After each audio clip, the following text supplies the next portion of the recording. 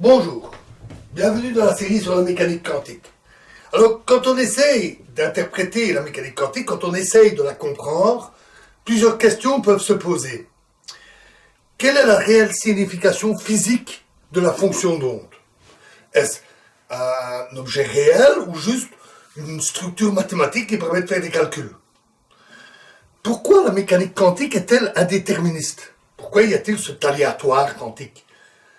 Comment expliquer les étrangetés de la mécanique quantique, comme les effets bizarres que l'on a vus avec l'intrication? Comment concilier son comportement non local, ou en tout cas non séparable, et la relativité? Comment expliquer le monde classique qui nous entoure à partir d'un monde quantique dont il est fait? Beaucoup de ces questions ont souvent un aspect en partie philosophique. Mais il faut faire très attention, parce que avec la philosophie, on peut vite déborder. On peut passer dans le métaphysique, on peut passer dans des aspects qui sont liés au comportement humain.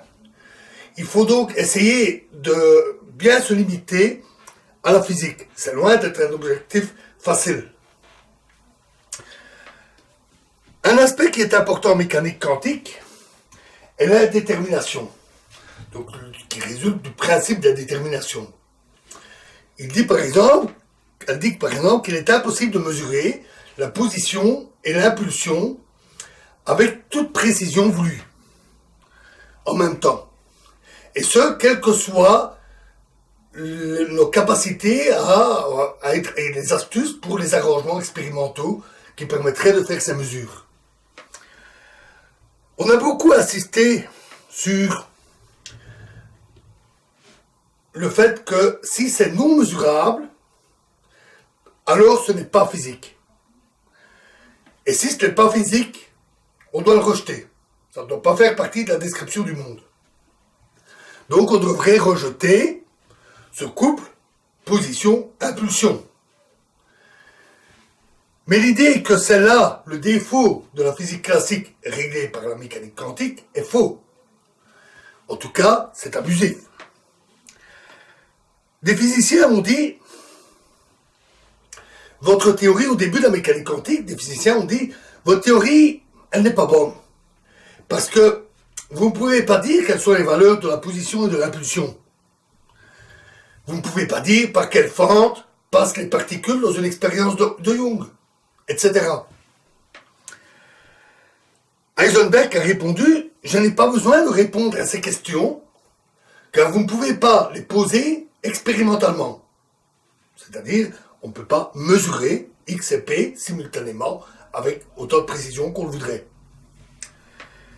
Mais ces questions et la réponse sont grossières. C'est une analyse grossière de la situation. En somme, le positivisme qui consiste à dire seul ce qui est mesurable a de l'importance, c'est un peu une défense. C'est une défense contre des propos qui sont abusifs. Vous ne pouvez pas prédire X et P avec précision, donc la théorie n'est pas bonne. C'est abusif.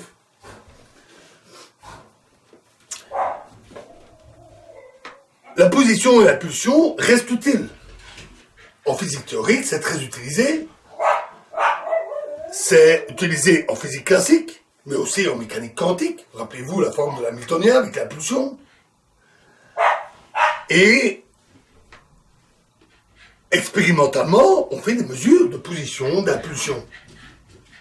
Donc il n'y a aucune raison de les supprimer.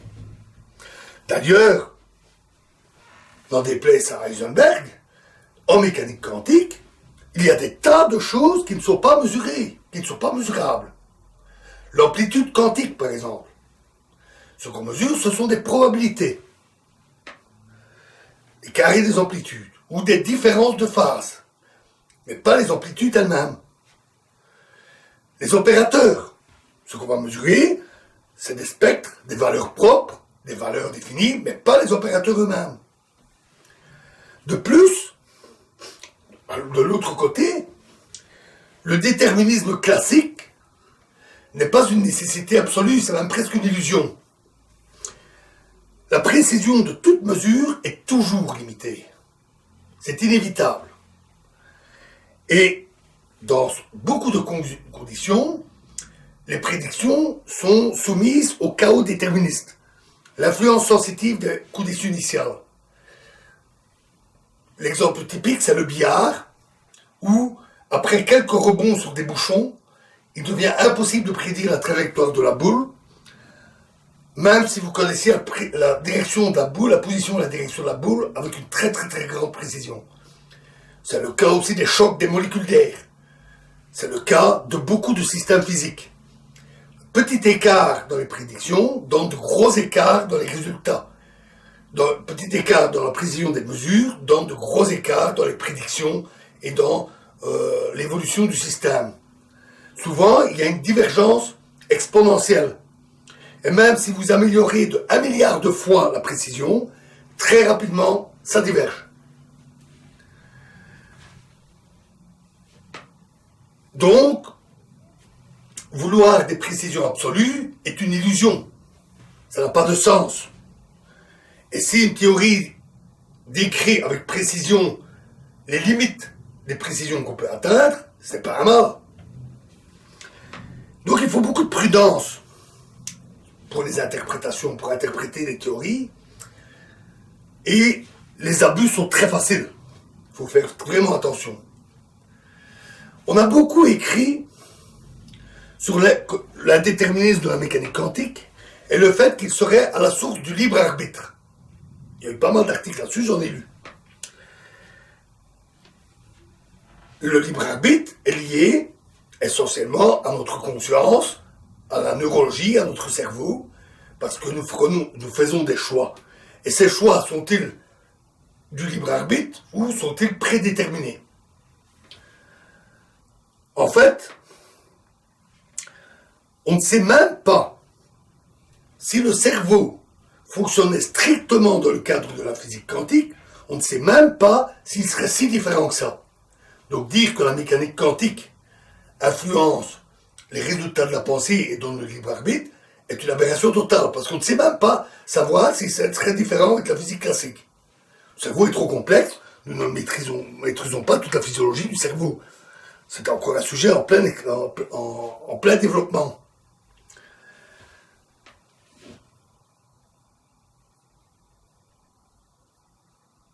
Donc, surtout, vu ce phénomène d'amplification des écarts dus à l'influence sensitive aux conditions initiales, au chaos déterministe, le cerveau n'a pas nécessairement besoin de la mécanique quantique pour avoir des phénomènes imprévisibles, totalement imprévisibles, aléatoires.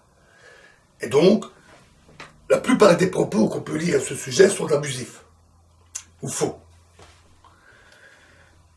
L'important dans une théorie, c'est surtout de quoi part-on. On parle de données, de situations physiques, connues par d'autres théories, par l'observation, par l'expérience. Comment fonctionne la théorie? Où va-t-elle? Que prédit-elle? Et comment vérifie-t-on ses résultats? Ça, c'est l'important. Et tout ça posé, tout cet édifice posé, complexe, on peut alors se poser la question, qu'est-ce que cela nous dit sur le monde? Et ce n'est certainement pas une question simpliste. Il faut vraiment connaître tout l'édifice pour voir qu'est-ce qu'il pourrait y avoir comme information là-dedans qui nous dit comment est le monde. On est maintenant suffisamment outillé. On a vu la mécanique quantique en long et en large.